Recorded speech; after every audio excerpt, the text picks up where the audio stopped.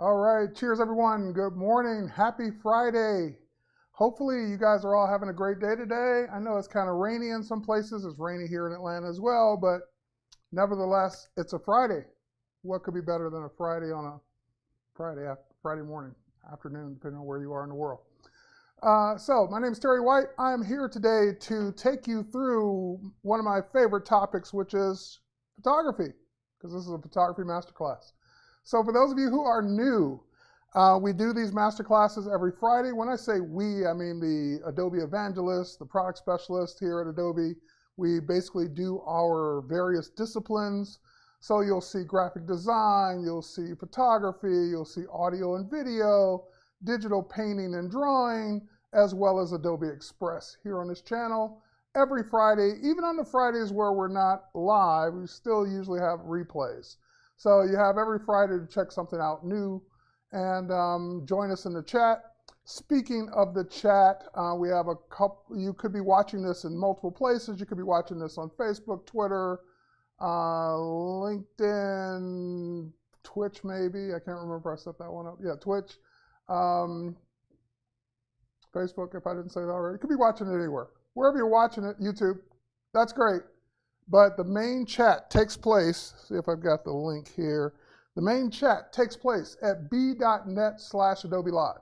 So that's the chat that I'm looking at right now, and I see Cody Bear, a moderator. I see William Davidson. I see Daniel. I see Reverb Mike, L third, lower third. I get it. Samuel, I'm not going to try and pronounce your last name because I'll screw it up, but I see you all over there on the main chat over at Behance. And that's great. But if you are want to hang out where you are, great. I'll try and look at both chats at the same time, but there's no guarantee that I'll be successful in seeing your question that way. So without further ado, let's talk about what we're going to be doing today. And this is the thing about anything that's live. There will be some things that hopefully go great, and there will be some things that might not go great because it's live. You know, you make mistakes when you're doing things live. So with that said, we'll try and get it right. Sometimes I forget to switch, like you're looking at the wrong thing. So just, if you're not seeing what I'm talking about, just let me know in the chat. When I look over, I'll say, oh, I didn't switch over to the camera, or I didn't switch over to the studio, so forth and so on. So if I forget to switch, just remind me to do that.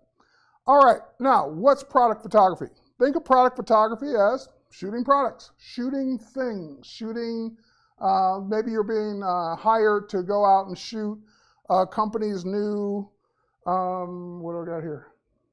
A company's new hair products, and they want good photography of it. They don't want to just use drawings or CAD renders. They want actual product shots. So you could go out and be shooting that. You could go out and shooting anything that basically someone's trying to market and or sell. Now, you could be shooting a product that someone's wearing, so that could be where you're using live models. And it could be clothing, jewelry, hats, accessories, so forth and so on. That's great.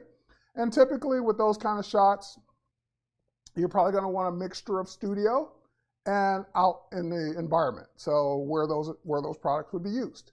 So for example, if you're shooting new basketball gear, you probably want to shoot or photograph the person playing basketball in that gear, or at least on a basketball court in that gear. So just products are products. We all use products of some type.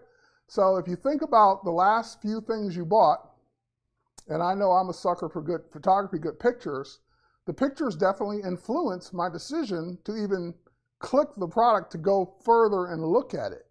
So if I don't see a good first impression, if I don't see a good image, I'm probably just going to keep scrolling. I'm probably not even going to go and look at it, or I'm going to look at the alternative. So if the product photography is not great, I've got to be really interested in that particular product to keep going.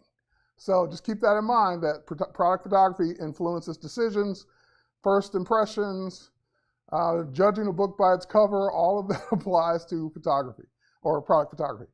All right. I'm going to share in the chat, in the main chat here, a link to the gear guide for today.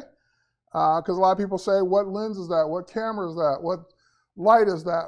So I don't have to like stop and answer all those questions, and it's just easier if you have the gear guide. That way you can scroll through and find what you were looking for, and it's there. Now there's a couple things I'm going to add to it after the class that I just realized I'm going to be using today. A couple like just accessories for your shoot, but all the main stuff's in the guide already, and that link is persistent, so as I add more things to it, you can just always refer back to that link. So go ahead and bookmark that gear guide today as well. All right, hair today, gone tomorrow. That's right. So let's, hey Victoria, let's go in and talk about the setup. So let me give you a quick look at the studio.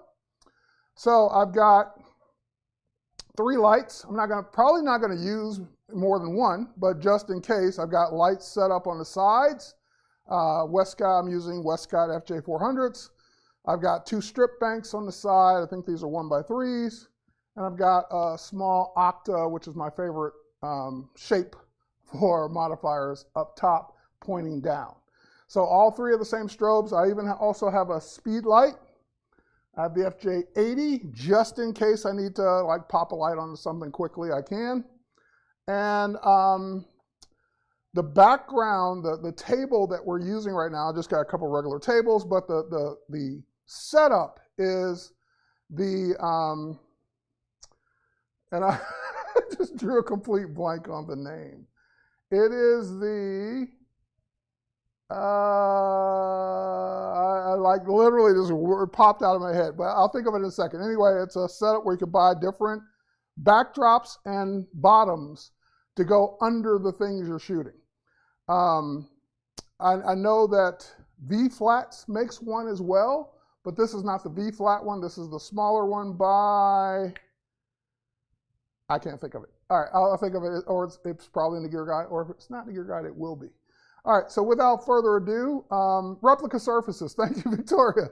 That's why I looked over the chat. I said, someone knows what this is, and of course, Victoria shoots with this all the time, so she knows. So yeah, these are replica surfaces, and they are not a sponsor. That's why I couldn't remember their name. They're not a sponsor. Anyway, nobody's sponsoring this, but I just thought that was funny that, you know, I couldn't remember. Anyway.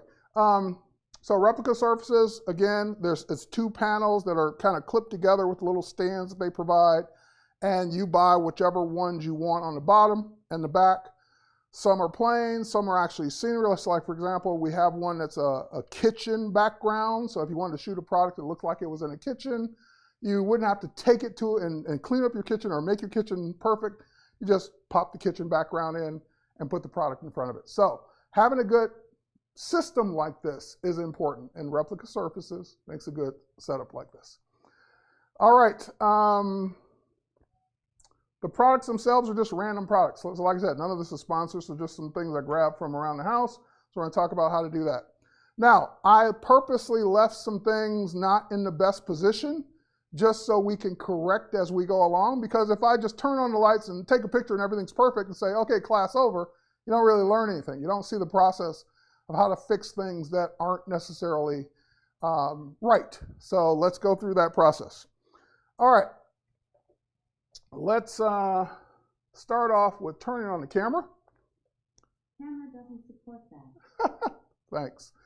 I'm gonna turn on my Nikon Z6 II, and I've got it mounted in vertical orientation. I've got the Westcott FJX3 trigger on top. And the nice thing about the trigger is that it's camera independent, so you can use this trigger with whatever camera system you may have. And it will also fire the speed light. So I like that aspect of it as well. On the camera, I'm using a 24-70 f2.8 lens. So this is all mirrorless. This is the mirrorless lens for this camera, or the mirrorless lens for the 24-70 range at f2.8 by Nikon. And I think I've covered all, oh, and I'm using a tethering cable. This tethering cable, these are great. These are by Area 51 Tether. So Area 51 Tether, they have sent me some free cables in the past, but this is actually one I bought. So this is one of the first ones I bought from Area 51. Great cable for tethering. They make them in multiple lengths. The one that's actually on the table to shoot as a product, I haven't opened yet, is a 31-foot cable. So they do great jobs at all kinds of lengths that you may need to do a tethered setup. And you might say, well, what's tethering? Why would we do that? We're going to talk about that right now. So let's get the computer set up. So let's switch over to the desktop. And I've got Lightroom Classic open here. And in Lightroom Classic, I'm going to, first of all, you can see on screen, this is kind of from a previous shoot, where I was testing macro photography, just shooting some chess pieces. So I don't think I'm going to have time to get to the macro stuff today, but just keep in mind that that's another cool way to show a product really up close and personal, especially with shallow depth of field that you get with a macro lens. So just another option to do that. You've even got macro capabilities on your latest smartphone. So if you're using the latest iPhones or use latest Samsung or Google Pixel, you probably have great macro capabilities even on your smartphone today. Okay, next up, let's start a new session. So I'm going to say import, actually say tether capture, not import. Start tether capture. And that will bring up this, this window, which I'm going to name this. This will be the names of the files as well. Product shoot, photography, masterclass. Okay, product shoot, photography, masterclass. I want to start with the first one being number 1. It's got my copyright already in. I could put in some keywords if I wanted to. I can also designate that it goes to a specific collection as I shoot. I'm not going to do any of that right now. And I don't need to segment, although I could. So for those of you wondering, what's this segment products by shots checkbox for? If you're, and this could be very useful in product photography. I never thought of it until just now, because I usually have that checked for portrait shoots. And what the segment button will do is it'll let you segment or create a new segment every time there's a major change. So for example, with shooting portraits, I would use that to create a segment every time they change outfits or change looks or change the set. So in this case, you could segment by the different products. So if you are shooting like multiple products for the same company, you could have one segment be the hair conditioner, one segment be the shampoo, one segment be them together, so forth and so on. So we're not going to do that. We don't need to do that today because we're not going to shoot that many that we need to segment, but just keep in mind that that's an option. Masterclass is spelled incorrectly. It is, too many S's. Thank you. And not that it would have mattered, but always like to be correct when we can be. All right, so when I click OK, that will then go look for the camera, which it found it, because the camera is connected via the cable and turned on. And just another bonus tip for those of you who are new to tethering, I always, and again, this varies by camera, because some cameras you don't want to do this, some cameras you do. But for Nikon-specific camera shoots with tethering, I always take the memory card out, because it can't shoot to the memory card anyway. And so having it in there doesn't do anything. But if it is in there and it does have a bunch of images already on the card from the last shoot, from the last time you used this card, when you go to start tether capture, it has to look at every single image on that card before that little bar comes up. So if you got 1,000 images on this card, you're going to be waiting for it to go, yep, yep, yep, yep, yep, yep, they're all there. And then the bar will come up. So if you ever wonder why your tethering takes so long before it starts, take the card out, or at least put an empty card in. Now, why I say you might not want to take it out, if you're a Canon shooter, Canon can write to the card simultaneously. So just start with an empty card. That way, again, you won't have that delay when it starts tethering. Okay, card's out, tethering came right up. You can see the settings there, but I'm also going to show you the settings there. So my typical settings for shooting in studio, in studio it's usually 99.99999% of the time on RAW, or I'm sorry, always on RAW, 99.999% of the time on manual. So I'm on manual, autofocus, but manual settings. And I am at F8 because I want everything to kind of be in focus. If I were shooting wide open, it would be because I want the things behind the product to be out of focus. So we may try that. We may experiment with that because I have some things that aren't part of the products that we might want a little more shallow depth of field. But I'm so close, everything's so tight, may not get it. And of course, ISO 100, because I don't need to be any higher than that since I'm supplying light. I don't need to bump up the ISO to accommodate for no light. And that's pretty much it. So we've got everything kind of set. Let's go back to the computer for a second. And on the computer, I don't want that tethering bar there. So I'm going to either A, Command T, PC Control T, simply hides the tethering bar. Command T will bring it back up. So it doesn't turn tethering off, simply hides it. And if I hit the letter F for full screen, that also hides it. So that'll bring the picture that I take in full screen. So let's try just a quick test. I'm just going to turn the light on. I'm not going to change anything. I'm going to leave it where it was last set. And it's a good thing I'm tall, so I can reach that light. Okay, the light's on, and we're just going to go ahead and take a test shot. Okay, lots of things wrong. This is why I did this on purpose, because these are things that need to be fixed. Number one, and it depends on which one you find most offensive. Number one, the picture's blue. Number two, it's dark. So, or number one, it's dark. Number two, the picture's blue. So, and composition's not awesome either. So a couple things we would want to try. So first of all, let's get out of full screen for a second. And I can tell one of the reasons why it's blue is because of this option right here, same as previous.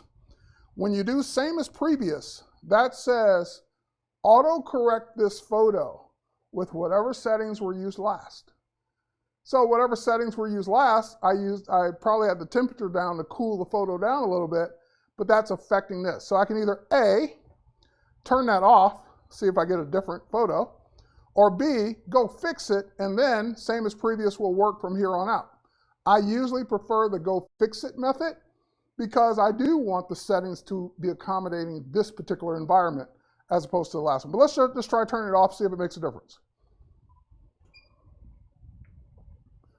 Yep, I can see the white balance change right off the bat. So now it's no longer blue because it's not doing whatever the last photo was.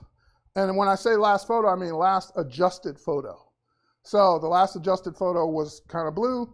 Now this one, since I turned it off, is not, and we can keep going. Okay, so we have our dark issue to go with, and that's for a couple reasons. Number one, the light's turned down. It's not, I don't mean physically, I mean the power is turned down on the light. Number two, the light is not over the product. The light's right here, product's back there. So I would start with moving the light. Let's start with that. That could do wonders. All right, so it's on a weighted light stand for obvious reasons. We don't want it to fall since it's leaning forward like that. So I'm kind of carefully moving it in place. Let me see if I got it over enough. Yeah, that should do it. Okay, so now the light is directly over the table. I'm not going to change anything else. Not going to change the power just yet. Just going to take that shot. Okay, so didn't make a big difference moving the light. So this is a case where the power needs to be turned up a little. So right here on the trigger, I see that it's set at 3 stops. I'm going to go ahead and change it to, I'm going to double it. Let's go to 6. Maybe not. Let's go to 5.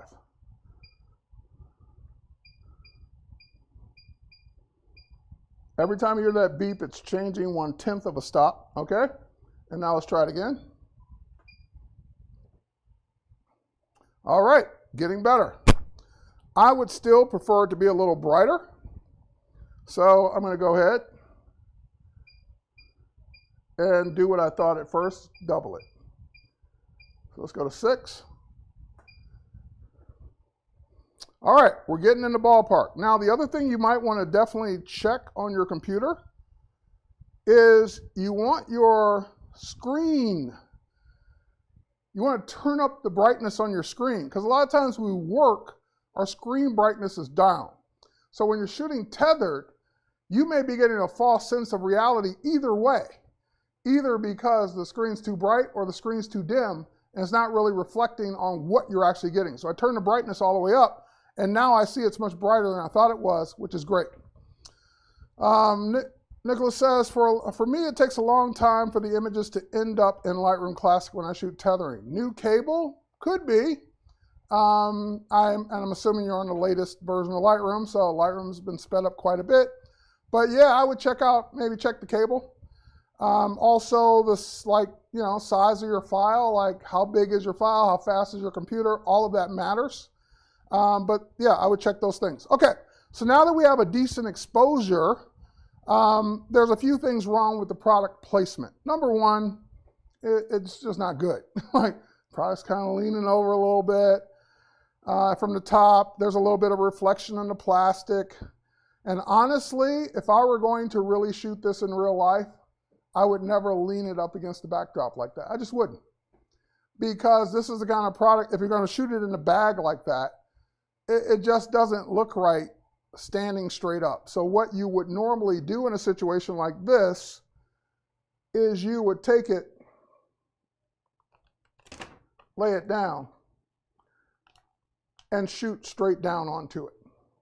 Now, I might try that just now. It's not going to be perfect because I'm going to be hand holding. I'm not going to have it set the way I would normally set it, but just giving you an idea of how to correct this on your product shoots going forward is that if something doesn't look right standing up, lay it down, because then you can do all kinds of things with it and you don't have to worry about as many problems with it being crooked or not, leaning or so forth and so on, or shadows behind it, so forth and so on. So let me try and take the camera off the tripod. Famous last words. And I'm going to try and shoot straight down on it. I may or may not be successful. Let's give it a shot. All right, much better from a placement standpoint. Now it's a lighting issue because the light is actually too bright for it to be where it is. So in this case, I might crank the power down a little bit. When I say might, I will. So that was on 6. I'm going to bring it down to 4.5. Let's try it again.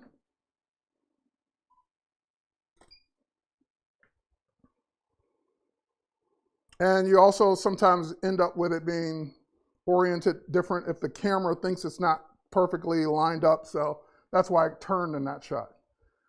But we have some lighting things to take care of in this if we were going to do this. And honestly, I could spend time trying to fix the lighting.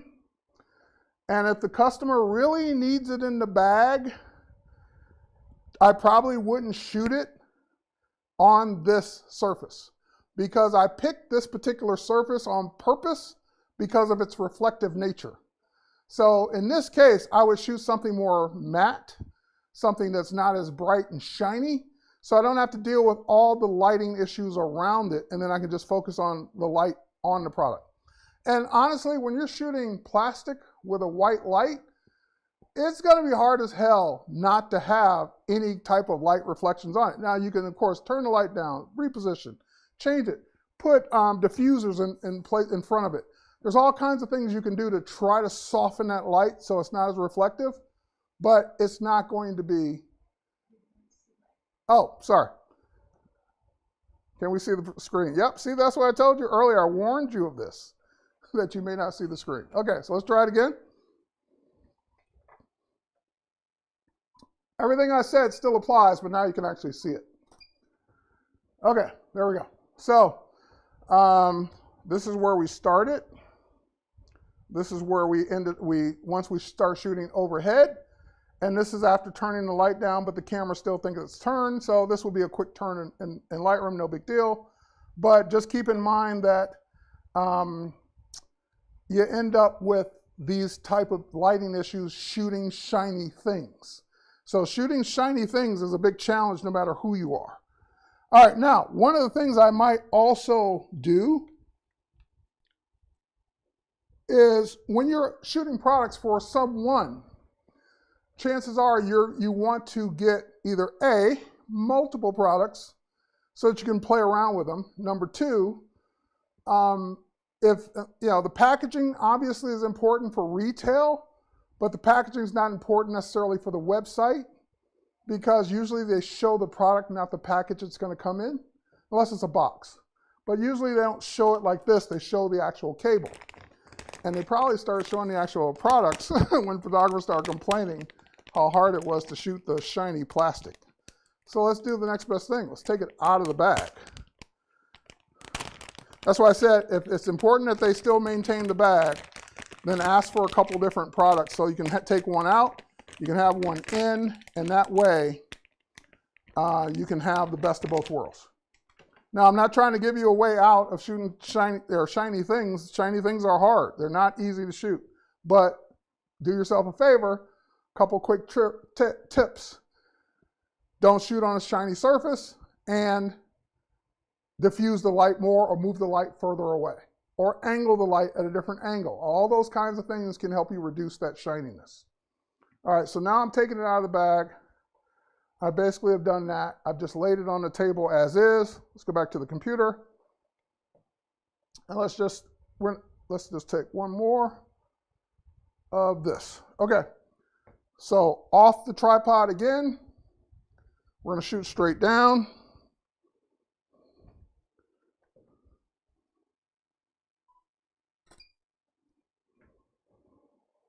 And see, now the product's not the problem, it's just the surface.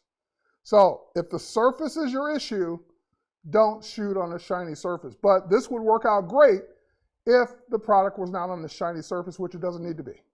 So it's doing me more harm in this case than good. So you might be saying, well, Terry, why did you pick that one? Of all the replica surfaces you probably have, why did you pick this shiny surface for product photography? Because other than shooting this cable, it's going to come in really handy. All right, this is why, and again, I knew all of this going in, that this would likely be an issue with this particular product, but I wanted to give you some things to think about on your next product shoot in case you run into these issues. Okay, this was just an impromptu thing. I wasn't planning on shooting this, but thanks, Area 51. Tether. All right, so now let's go in. Let's shoot what we really came here to shoot. Let's start with one bottle of product. So I'm going to put the one bottle here, and now you'll understand why I picked this particular surface to shoot.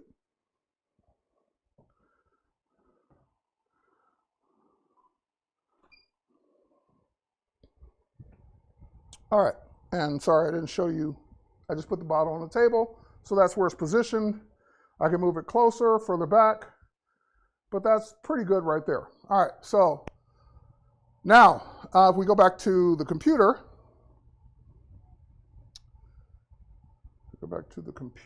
there we go. There we go. Now we're good because that shiny surface serves as a reflection of the product, which looks great.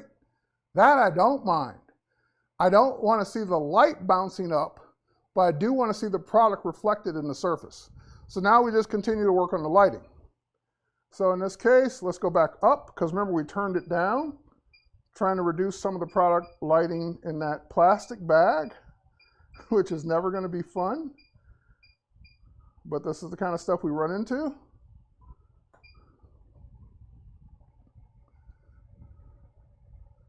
Okay, much better. And looks good. So you can shoot tighter, of course, shoot cropped, tighter if you need to. And if they just want the product, let's say you're going to cut it out, and you don't see that line where the two surfaces meet.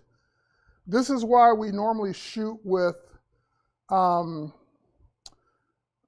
seamless paper, is because it curls under and gives us that look of there's nothing there, the product's floating in space.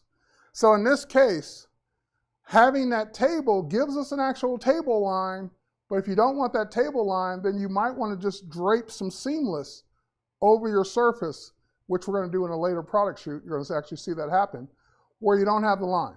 So let's keep building this up. What power setting are you adjusting on the camera? The only power setting I'm adjusting on the camera is the actual light. So I have the trigger, and I went from 4.5 up to 6.2. So it's just making the light brighter. I'm not touching the camera at all. So we go back to the camera settings. The camera settings have not changed. Still f/125th of a second, f8. So not changing the camera settings at all, just the light. All right, and again, it's going to keep getting bright. Now, keep in mind, that's shooting straight down. If I really want to aim the light at it, I could just aim the light at it. So for example, if I add a second light, just to show you the difference, let's turn on the speed light.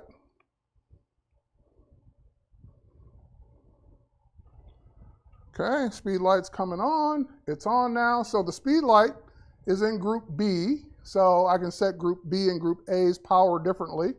It's set at 4.5. So I'm just going to point this at the product just to show you a difference.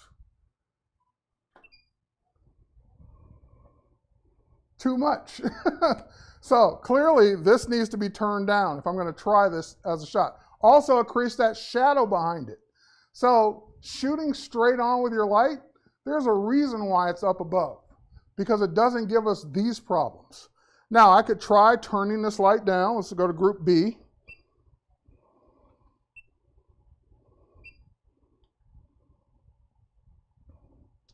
Okay, let's turn this all the way down, because it was also just too bright. And there's no diffuser on this, so this is raw power of the light. Let's start at 1. And again, the beeping is 1/10 of a power. Okay, so just starting at 1.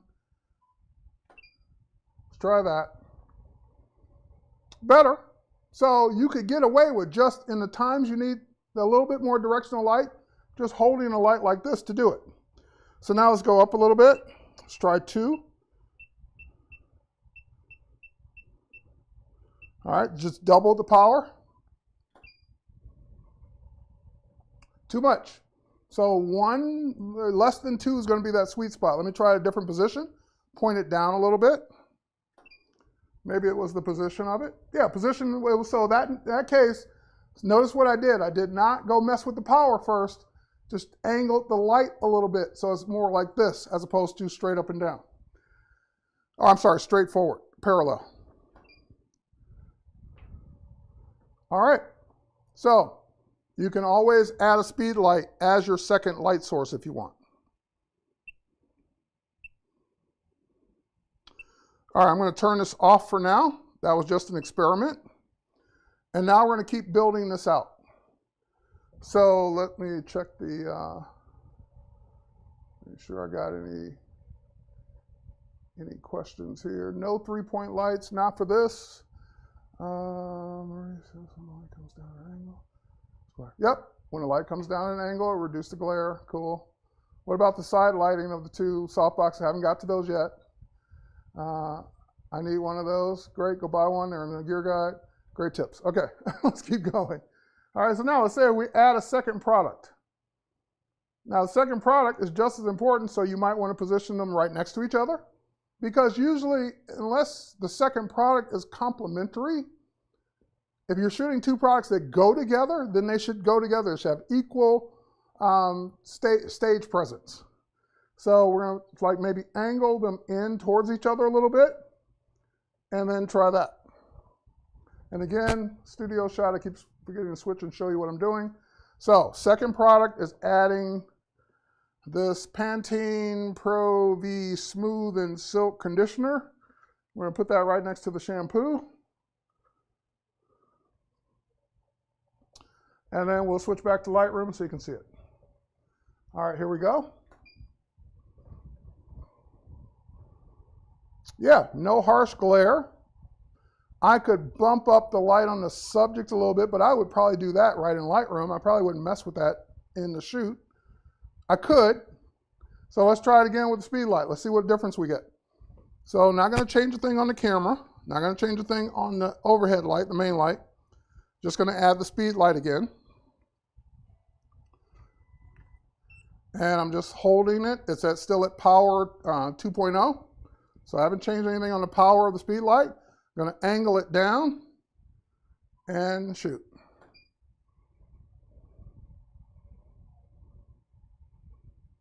I don't see much of a difference. Let's move it a little closer. Yeah, it got a little brighter. That's about it. All right, let's put it real close. I'm seeing like such a minor difference. All right, so let's maybe take the power up of group B just a little bit.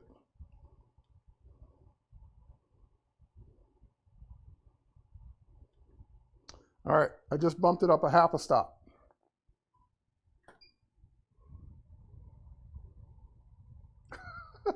Again, no, all right, let's put it right in front of it. It's there, it's firing, but, oh, you know what, it's not firing. That's why. I'm like, why? I'm not seeing anything. Something's wrong. When you do something so many times and it doesn't look like it's doing anything, something's wrong. So it switched channels by mistake. All right, so now we should see a difference. There we go. Something was wrong. So it made me look at the equipment because it wasn't making sense that I'm moving the light that close. It's not making any impact. So I accidentally hit a button that changed it to a different group or different channel. All right, so now we can try it. And it's just giving it that little bit of fill that we need. And again, depending on the angle, if you don't want the shadow, angle up. So light always travels in a straight line. Somebody at the door. Light always travels in a straight line.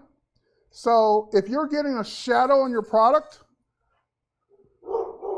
do that. Like tilt it. Because you want to put the shadow on the ground or you want to put the shadow out of the frame.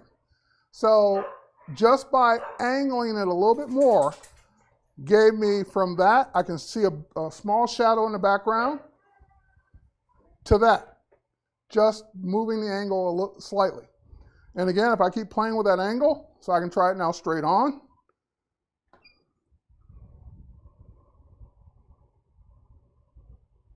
That's good. And if I shoot it straight on, like I was doing before, that was a mistake. That's when we get the bad results. So angles matter, not only just in composition, but also lighting. All right, so let's point it up a little bit. There we go. And you get the idea. Okay, next up. I'm going to keep adding to this. So this, remember I said I was going to add something to the gear guide?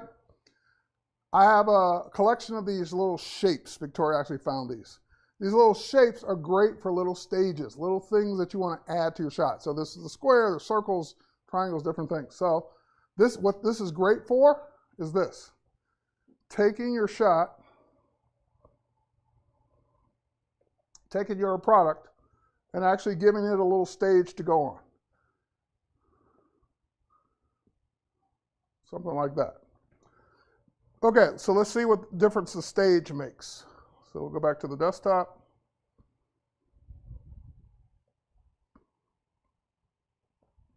We'll use our speed light just for a little bit of fill. We'll also angle this over a little bit more.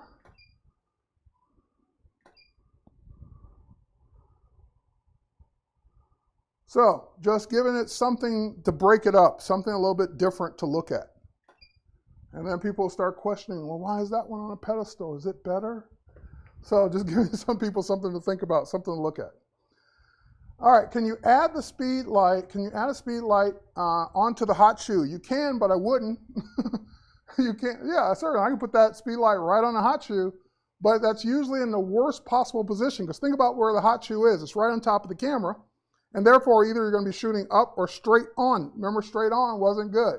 So I always, always, always, always recommend off camera. So if I was really going to use that as part of the shoot, I would then mount it on a stand, pointing down or pointing at an angle, but usually never on the hot shoe. All right. Yeah, you better put it on, if you don't want to hold it, just put it on a stand, but don't put it directly on top of the camera. All right, so next up, adding a little bit more. A little still life. Just nothing to do with the product, but it gives it atmosphere. It gives it that, hey, this is in a cool spa. This is in a cool location. And this is something that's going to go in the back and maybe not be completely in the frame itself. So we're just going to move that back a little bit and off to the side. And so remember when I talked about I'm shooting f8 now? I wanted to kind of blur that out in the background. I might shoot a little bit more wide open, maybe go to f2.8 so that that plant is a little out of focus. Okay, let's switch back to the computer so you can see it.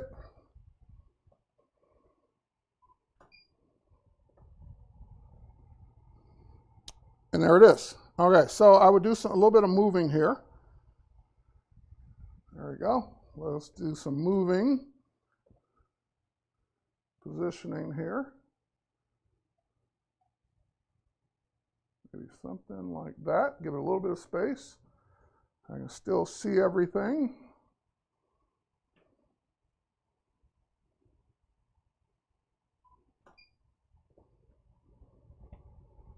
Okay, and I wasn't using the speed light. Let's use the speed light. Okay, let's try that.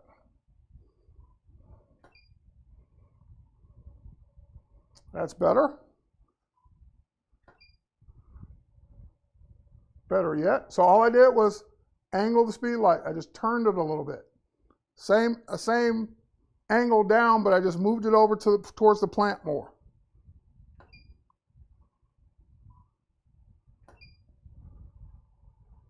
Okay. Now we're going to try just another lighting technique just to see which one we like better. So we've been shooting the whole thing with this overhead light. And that's cool. Gives us great product shots. Something cool to look at. But what if we only used the strip banks on the sides? So no speed light, no overhead light, just the lighting from the side. Let's see what we get with that. So I'm going to move these lights into position. I'm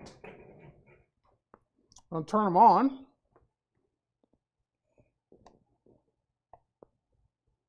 Okay, that one's on now.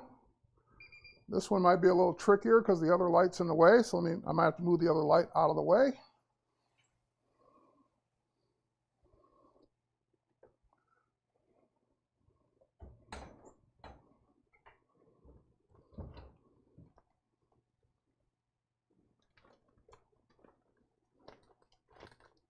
Okay. There we go. Let's get this out of here.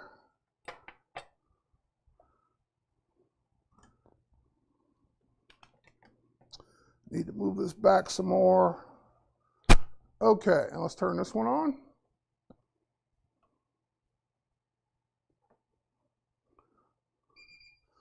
Now, right off the bat, one problem I see is that one light is higher than the other one. So I need to at least make them the same height on light stands. There we go. Just so I get equal light.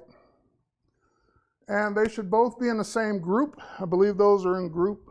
They're in group A as well. Okay, so let's go ahead and turn off this light just to make it easier.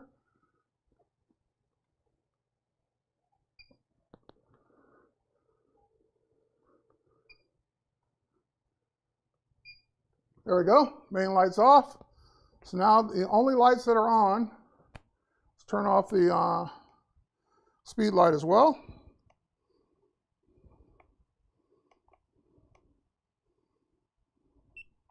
Speed light's off, so the only lights that are on, let's hit test, should be those two. There we go. And they're, oh shoot, they're up quite a bit. Ah, I see why. One's A, one's C. So this one's cranked up quite a bit. Let's change the channel on this one if we can.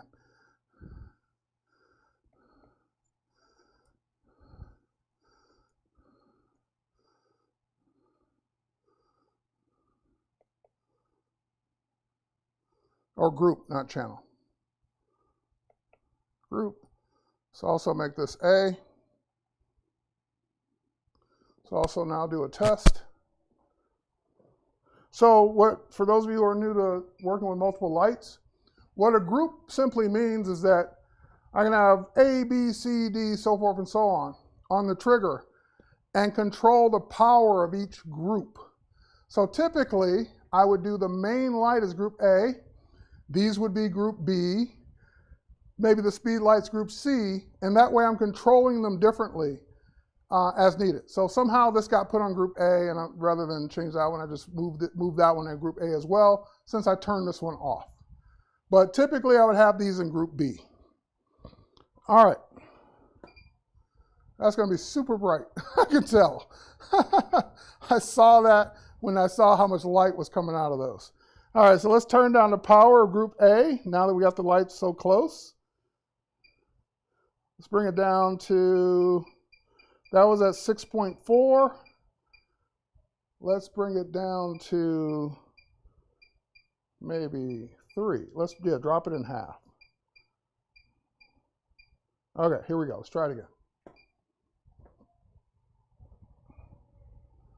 Still super bright.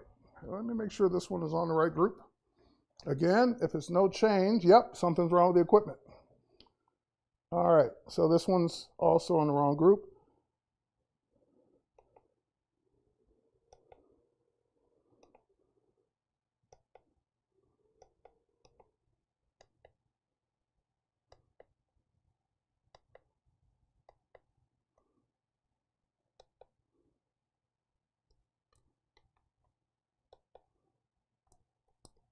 There we go.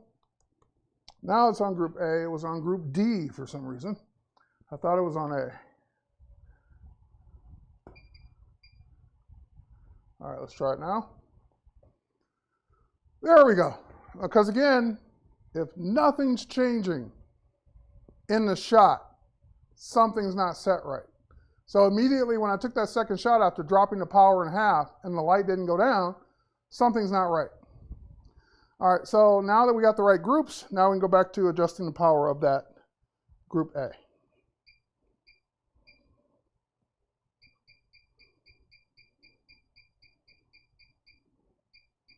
Okay, now let's try that. That's on 5. And you get a different look. So you notice that the light is we're getting rim light now down the sides of the bottles. And I think that looks pretty cool. That still doesn't mean I don't want a little bit of fill light in the front, but I do like what I'm getting on the sides now. So just giving me that little bit of fill light is making this look more professional, more cool. This would look like what you would see on their website or in the catalog. All right, let's move this, let's try it one more time. And that's the thing about a product shot. Taking one more shot should be identical to the one before. There's no person, they're not moving a little. They don't have a different expression. So once you take a product shot and you like it, keep continuing to shoot the exact same thing without making any changes. It's going to give you more of the same exact shot. Now I want to turn this Pantene a little bit. The word Pantene on this second bottle is getting a little washed out. Let's turn that so it's more straight onto the camera. So now I am making a change. So now when I take that shot, we should see a different one. Okay, so note that took care of the word Pantene, still getting my rim light down the sides. So next thing I want to do, now I want to try the speed light again.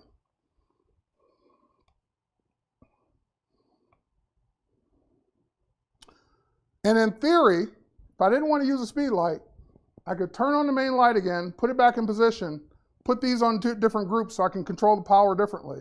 Have the main light power different, the side lights the same power in a different group. Okay, turning this back on. Takes a second to fire up. It is in group B still, so great. This one is being controlled differently. And now let's go ahead and shoot that. Give it a little bit of fill light. Okay, different angle maybe. There we go, got rid of that reflection I didn't like. Angle. Yeah. That's where I want to be. That's the money shot right there. That's where I want to be. There's a slight reflection on the one in the left corner that I don't like. I'll just remove that in Lightroom with the new brush, the remove tool, or the erase tool, whatever it's called. I would just take that off, and I could try it at a slightly different angle, see if I can get rid of it that way, but that's a keeper.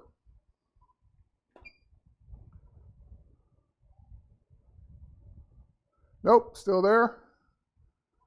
Try a different angle. Gone. Okay, so if you can get rid of it in the shot, definitely get rid of it in the shot. But don't stress over if it's one little thing. Go ahead and keep that shot and then fix the one little thing. Because what happens is, chances are, if you start making a bunch of changes, you introduce other problems. You end up taking away from everything you like just to fix one thing, and then now everything else is off. So I really would have kept that other shot, because now I'm noticing on the right side of that bottle on the stage, it looks a little, now I'm getting a glare on that one.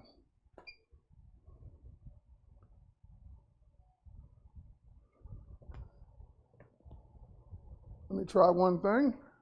You turn this one straight on as well. It was still a little tilted in.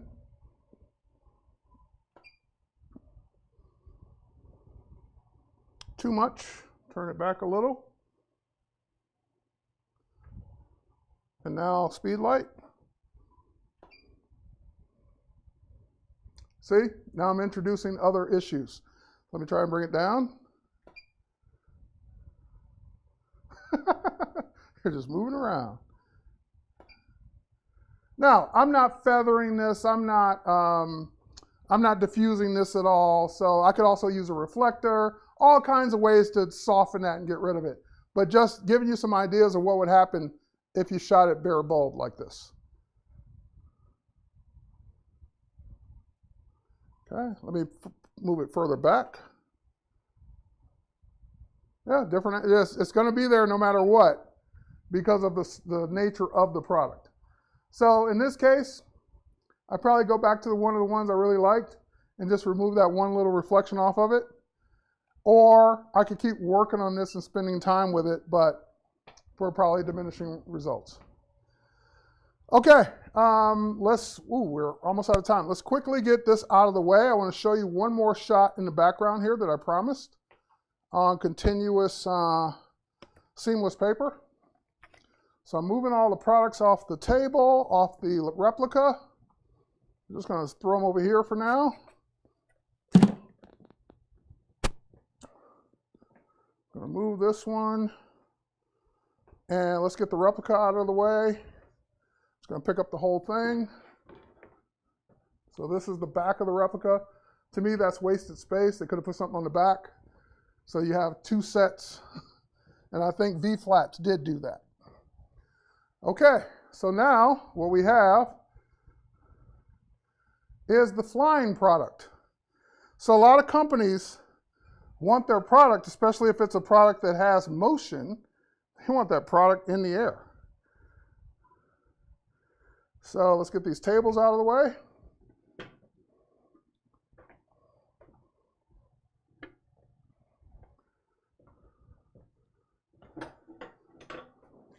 We got to do this quick. We only got like 3 minutes left, but you'll at least get an idea of what it looks like. Let me zoom in a little bit. And we'll just use the same lights. So don't judge the lighting. The lighting may not be perfect, but at least we'll get the shot.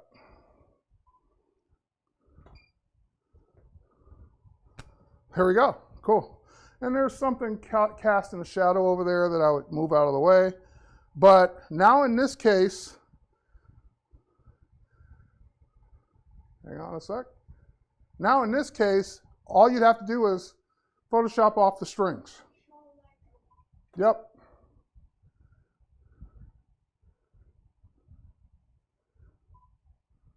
So let's turn this light in a little bit more.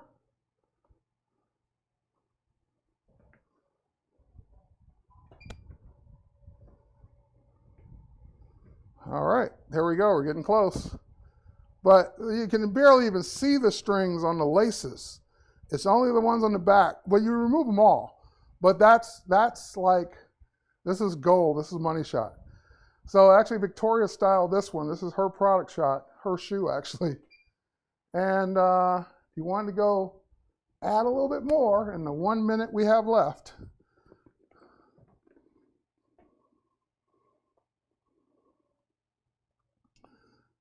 you might go with something like this.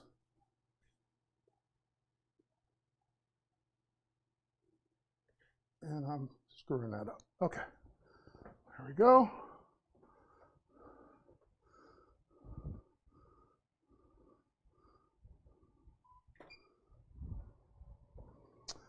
All right, folks, that is our time. So hopefully you got something out of this. Hopefully you'll go experiment with product shots, even if you're just shooting with your phone, because I think you're gonna have a lot of fun with it. Now, in this last shot, the thing I would do is I would like zoom in or move the camera up, so I don't need to see the front of the table where the paper's curled over, or just crop it.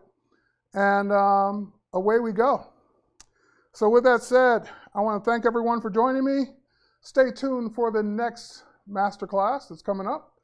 And cheers, everyone. Catch you on the next one. Bye, everybody.